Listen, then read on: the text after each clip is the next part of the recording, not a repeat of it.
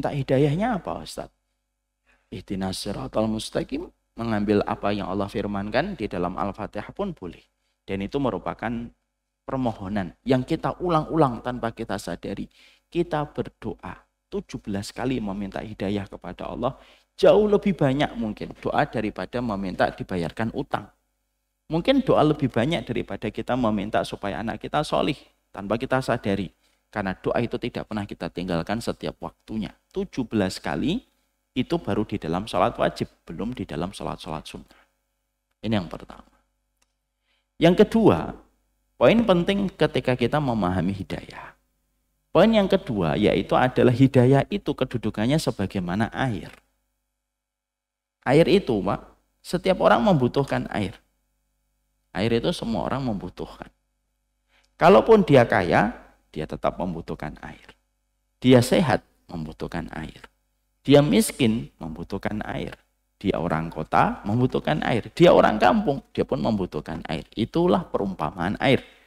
Al-hajah masah. Al-hajah yahtajuha an-nasu ilaiha.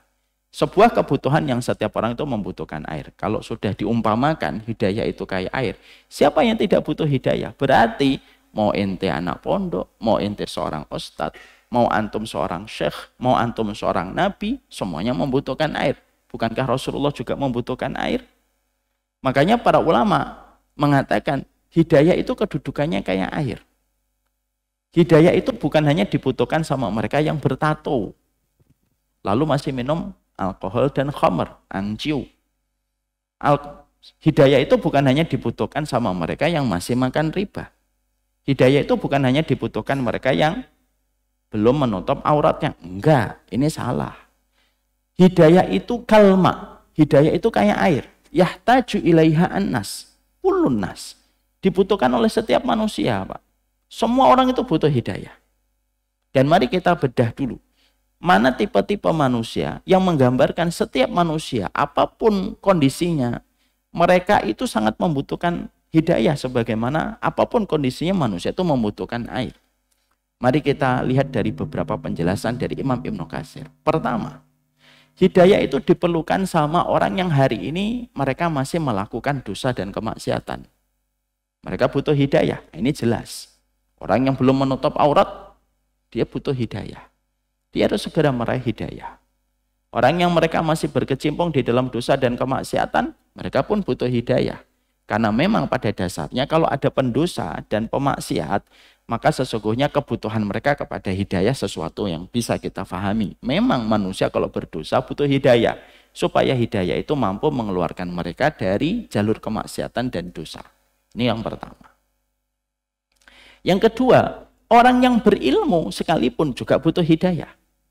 Kita sekarang sudah mulai naik lagi Pak, grade-nya. Kalau tadi orang yang bertato, orang yang minum khamr, orang yang belum pakai jilbab, kita paham mereka butuh hidayah.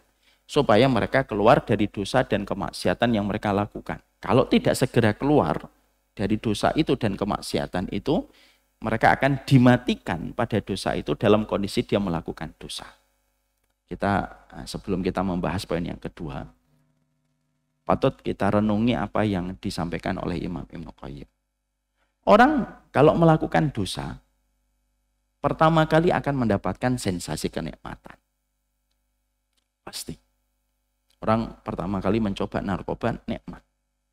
Lama-lama dia terus ya mutaati itu dia candu kepada dosa. Lama-lama nikmat pada dosa itu dicabut. Dan dia tidak lagi merasakan kenikmatan. Tapi ketika dosa itu tidak lagi bisa merasakan kenikmatan, dia pun tidak bisa keluar dari lingkaran dosa yang telah dia masuk ke dalamnya ketika tidak bergegas untuk keluar dan bertobat. Makanya kenapa ada perintah taubat, istighfar, taubat, istighfar. Karena kalau enggak, akan sampai pada satu proses yang paling parah. Dosa itu sebagaimana lumpur hidup. Semakin banyak kamu bergerak, semakin kamu disedot ke dalam. Dan tidak lagi memberikan kenikmatan. Kita tanya sama orang yang kena narkoba. Pertama nikmat, kedua nikmat, tiga nikmat. Lama-lama nikmatnya sudah hilang. Yang ada kekacauan pikirannya, ketidakkonsentrasian, sampai yang dinamakan dengan proses sakau. Sudah tidak lagi nikmat. Tapi itu pun keluar dari lingkaran itu sudah tidak bisa. Kenapa? Dosa itu butuh mahar, Pak.